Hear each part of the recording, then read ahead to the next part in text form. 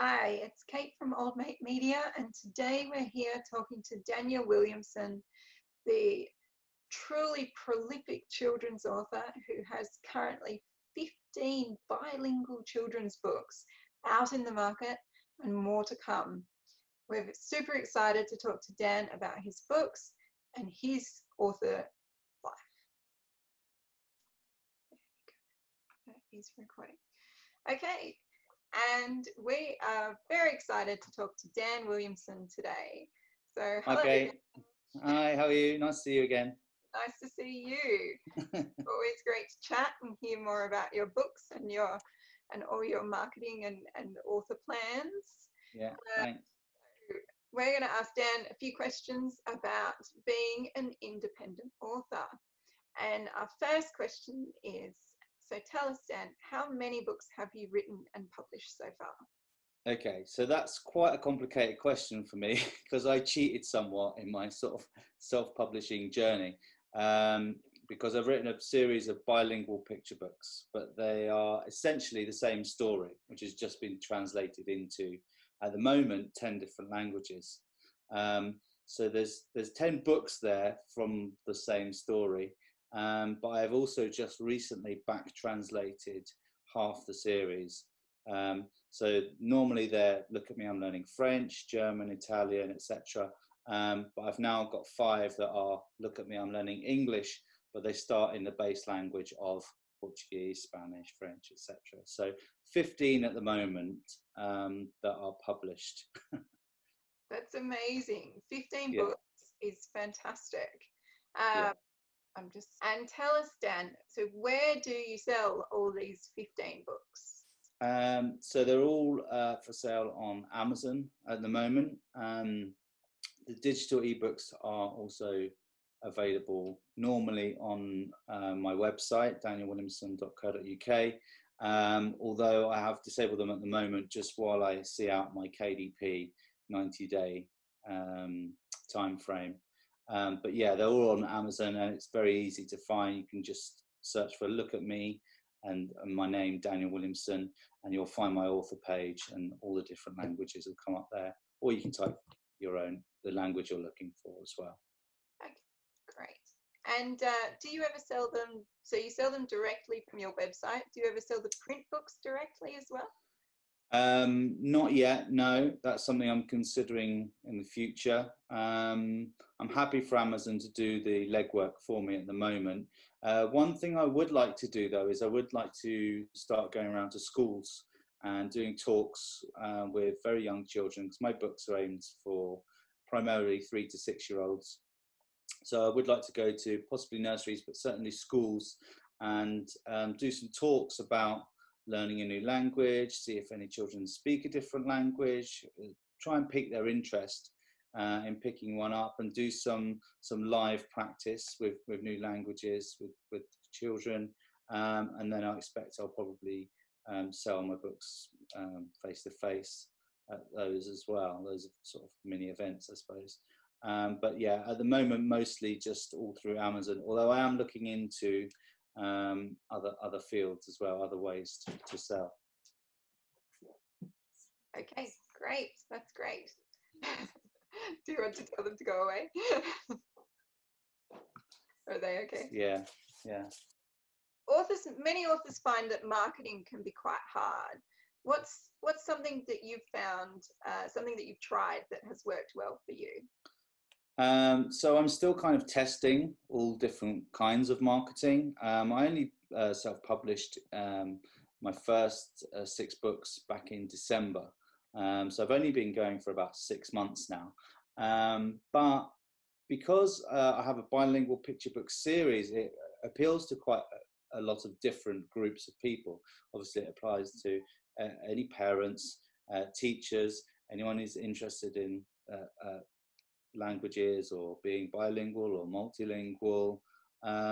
So I found I got a good response, especially when I did my giveaway on Amazon. I got a good response when I posted that in a lot of Facebook groups relating to parenting, homeschooling. There's some massive homeschooling groups on Facebook, teachers groups, multilingual groups. And that's obviously, that's free marketing, because you're just posting. I just would post my picture of my 10 books in the series and say, look, due to coronavirus, they're all free right now. And yeah, I got about 6,000 downloads in 5 days, which is, you know, quite good, really. I was quite happy it got that much of a response, and I got a lot of really positive comments, etc. Before this, I actually had a Facebook ads agency as well. So I'm just getting some promotional videos put together at the moment. I'm going to be using those for Facebook ads, but I haven't done that just yet. And I'm also researching Amazon ads. I've spoken to a couple of publishers who say Amazon ads are brilliant. And from what I can see so far, they are very good, because you actually only pay per click. Yeah. So, you know, with Facebook ads, you've got to pay a certain amount, and you just cross your fingers and hope that you've done a good job. But with the pay-per-click route, obviously that's a lot better. And I think I worked out that if I had 50 people click on my ad on Amazon and one person bought a book, then I would break even on my advertising costs, which is a really great return, I think. But yeah, lots of other avenues to research. You know, there's so many other ways you can go with marketing. So yeah, going to try and ramp up my research, basically. That's great. And I really like that you're actually looking at the numbers and looking at the cost per click and the return. I think that's a really important thing to keep in mind. Totally. I mean, you can look at it in a vague way. You don't have to be an absolute, I don't know the word, but you don't have to be sort of overly critical and enslaved by the numbers. I just think you need to have a vague idea of if it's costing you more to advertise than what you're getting back in terms of revenue, then it's obviously not worth it, or something needs changing. So you need to know if it's having a positive effect or negative. Yep. Yes, for sure. Very right. And is there something that you've tried in your marketing that you found that hasn't worked at all? Have you? Well, the one thing I would say from my giveaway was I was quite surprised that I had 6,000 books downloaded and it didn't get that many reviews back. I was quite shocked at that, because you think, well, people are going to get something for free. You know, they might just do this sort of nice thing and return the favor by just giving you a review, because obviously reviews mean everything nowadays. But I found I didn't quite get as many reviews as the ones I got were fantastic and very positive, and I think all but one were 5 stars, and the one that wasn't was 4 stars. But I don't know. I think in my head I thought, because I had 6,000 downloads, I would get like 1,000 reviews or something, you know. And it's it was just nowhere near that many, which was unfortunate. It made me think, oh, is it really worth it for this KDP free giveaway? I mean, it made me feel good to be able to help somewhat during the coronavirus, and I did have messages from some parents saying, thanks so much for your books. It really helped us have something different to do with our homeschooling. You know, it's not all about getting reviews and you know, getting sales. But yeah, it was one thing I was a bit surprised by. It wasn't more. And just on your KDP Select, while we're talking about it, have you found that you've had quite high, how have your page reads been? Obviously, that's the other way that a lot of authors make money in Kindle Unlimited, is in KDP Select, by getting money from the page reads. I mean, I actually really don't know the numbers on those yet. You're talking about the KEP? Yeah. Was it the KENP? Yeah, KENP. It's I can see that it's like hundreds and hundreds of page reads, but I haven't actually quantified how much what that's worth in terms of revenue, or I really don't know how that works yet. I haven't seen anything, because what I did was I actually started with Ingram Spark in December, and then I only started using KDP like a couple of months ago. So I think I'm still waiting for the commissions to come through on that. But first glance, I can see that there's like hundreds of pages being read. So that can only be a positive thing, right? Yeah. And so can you share a lovely moment that you've had as an author? I think my nicest, I mean, it's always nice getting nice reviews, especially from, you know, people you don't know that are halfway around the world. That's always heartwarming to know that your stories are having a positive effect, especially if they're educational ones. But my personal one for me was the first time I read my book to my daughter. She's half Spanish, and so my mum and her have been encouraging her to learn Spanish, and it was really nice to have a book that we could sit down and read Spanish and English. And yeah, it was quite heartwarming for me when she looked up at me and said, "Did you write this, Daddy?" And I was like, "Yeah."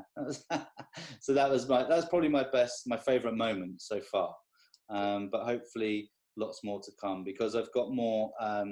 I've got a lot of actual rhyming picture books coming out this year that have nothing to do with languages. You know, I'm sort of deviating slightly in my sort of self-publishing journey.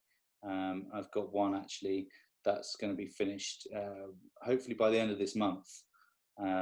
So I'm going to try doing something different from there. Okay, fantastic. And what would you say to someone who is thinking of writing a book?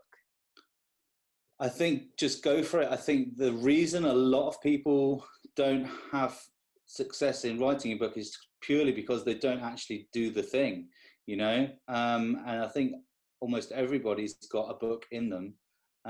But what I would say is, you know, do your research. I think a lot of the best authors do their research. It's good to have a focus group. I had one. I was very lucky that my mother runs a Montessori nursery, and so she was able to read my stories to the children, and you know, I could gauge whether they like them or not. And obviously kids are the best judges because they're the most honest. But whether you're writing fiction or non-fiction or whatever, like, find someone who's going to give you a completely honest review. More than one person, really. You need like 3 to 5 at least, just to know if what you're doing is, you know, is good enough. Has it been done before? Just check you're going down the right path before you invest a lot of time in it. But then once you've sort of got that research done, yeah, go for it. I mean, I would actually also advise to read up a lot on marketing before you even start writing a book, because there's so much that you need to know in terms of marketing. There's so much that you need to know in terms of not just the story, but all the other pages, you know, the title page and the copyright page, and, you know, putting the covers together, and you need a cover designer, and, you know, all these things you necessarily wouldn't think about. But there's some great books out there that tell you exactly what you need to do. So I would certainly do research for the first 3 months before even putting pen to paper. That is a great tip. Well, I really like that tip. Awesome. Well, thank you so much, Dan. It's been fantastic talking to you. Yeah, lovely to see you again. Thanks for having me. I'm really looking forward to seeing the rest of your books, especially the new picture books that are coming. Yes, I'll let you know as soon as they hit the shelves. Yeah. Yeah, but there's 5 been written, and they'll all be out before Christmas. So watch this space. Fantastic. Okay. Well, that was really interesting talking to Dan, and I hope that you got some great tips and ideas from his approach to publishing. I know I certainly did. If you want to see the rest of the interview, please visit the website at oldmatemedia.com, and you can learn more about our books and Dan's books and the business of being an indie author. Thanks so much.